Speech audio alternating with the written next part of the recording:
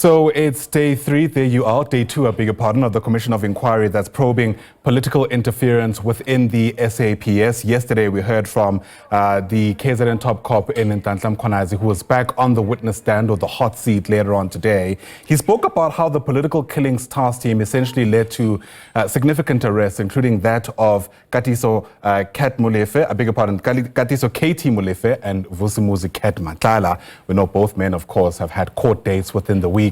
SABC News senior reporter Canny Maphanga is part of our team watching how day 2 is likely to unfold, and she joins us now live from the Bridget Mabandla Justice College. And Canny, that's where all the action has been unfolding, at least in the last 24 hours. And from what a lot of people have said, we've listened to a lot of the groundwork being laid, context being provided.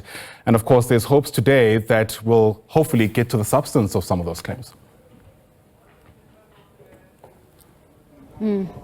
Indeed, good morning to you, Ayanda, and to the viewers at home. We've seen the Lieutenant General Nhlanhla Mkhwanazi lay the foundation for the work of the South African Police Services, particularly the political killings task team, and of course the interferences, or rather alleged interferences, that basically led to the disbandment of this particular team. You actually don't want to miss day 2 of his testimony, as he's going to continue to shed light on these allegations, where he places the political head, that is the now suspended Police Minister Senzo Mchunu, at the center of this alleged infiltration of organized crime syndicates into the South African Police Services, and he places them at the center of the influence that led to the disbandment of the political killings task team, which he states that once this successful team, that's what he describes it as, a team that had a great success rate, entered its operations into Gauteng and then secured the arrests of 2 key individuals, that is Molefe and Matlala, who he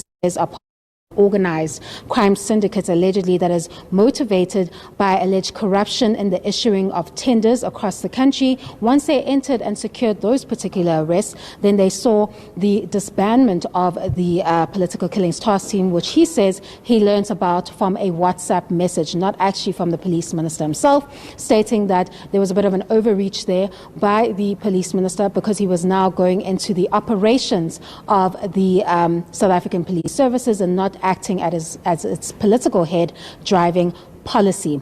Now, we've had quite a number of viewers online looking into the Madlanga Commission, staying tuned from start to finish as he elaborated on these various allegations into day 1. But of course, let's take a look at the public gallery, which doesn't garner the same kind of attention, rather, Ayanda. However, we do see that throughout the day, we do get several more members of the public that join us to discuss this particular issue and the allegations that are made. But I think we can head over to some of the members of the public to see their reaction to these explosive allegations that also affect their right to safety and security in the country. I think we can start here with this gentleman who arrived quite early for the 9:30 a.m. start to get his reaction to some of the allegations that were made in the afternoon yesterday that placed the police minister at the center of this alleged organized crime syndicate. You can start by telling us your name and your reaction to some of those shocking allegations that Mkhwanazi is expected to elaborate on further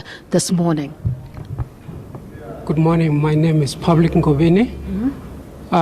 Yes, I came early, as you mentioned, to be part of this proceeding today. I think from what General Mkhwanazi outlined yesterday, really it's a shocking revelation, and we expect more stuff to come through today from 9:30.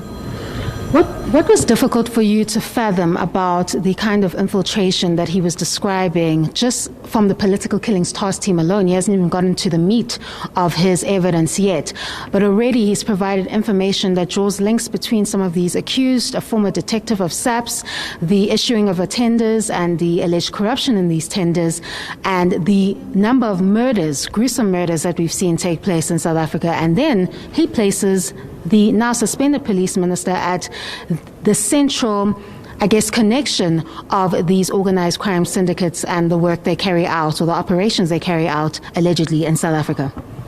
It is quite scary, especially if, from what he said yesterday, that the high officials of the South African Police Service are involved in this corruption syndicate.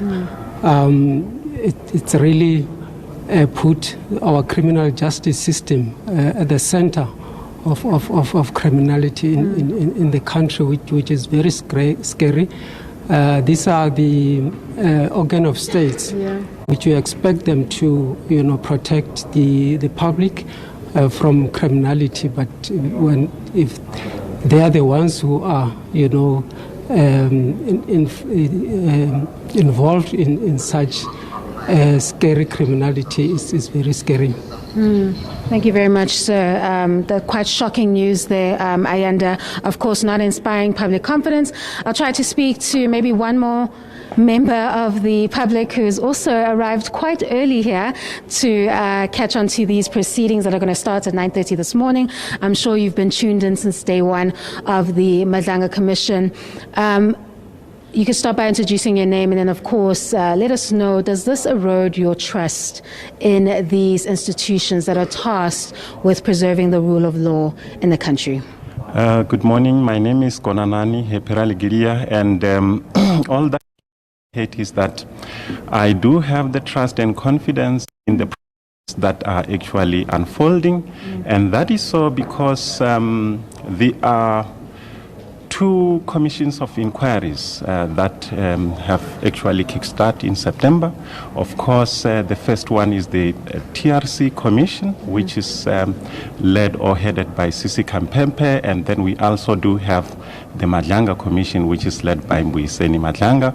And at the center of these two commissions of inquiries, the SAPS and the NPA, they are finding themselves at the center. And it is so sad and deplorable when you are finding the two organs of states, which are supposed to be actually investigating and prosecuting, finding their hands in the cookie jar when it comes to issues of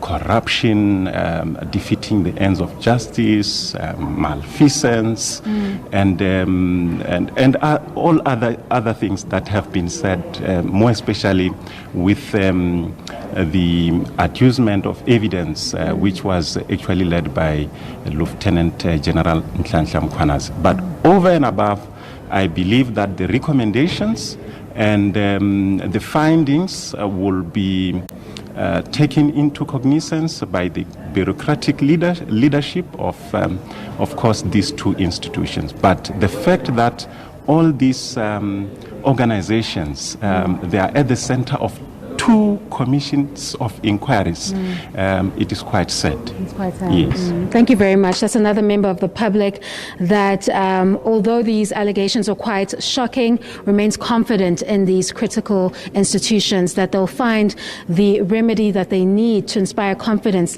in the country's criminal justice system. Now, we're just a few minutes, I think it's just over 15 minutes away from the Lieutenant General Mkhwanazi getting back on the stand to shed light on the allegations that form part of his public media briefing that sent shockwaves to the country and are currently being tested through this process. So far, we've heard of the Political Killings Task Team, a network that is connected to the issuing of tenders, and where there's a frustration on that part, we see that there's a connection to some of those murders with these particular organized crime syndicates. We're seeing him draw links between the syndicates and high-ranking police officials, also including the political head, the now suspended Police Minister, Senzo Mchunu. Of course, he'll continue to shed more light on this, and I'm sure more questions will continue to swirl on the now suspended Police Minister, Senzo Mchunu, who will also be afforded an opportunity to give his version of events. And of course, Mkhwanazi himself has to substantiate the very serious allegations that he is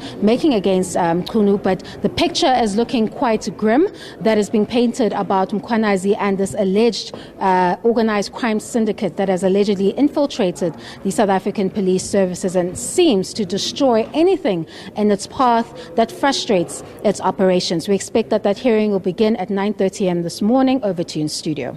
And if yesterday is anything to go by, we'll be in that room at 9:30 sharp. Canny Maphanga, live to us there from the Bridget Mabanda Justice College for now. Thanks very much indeed.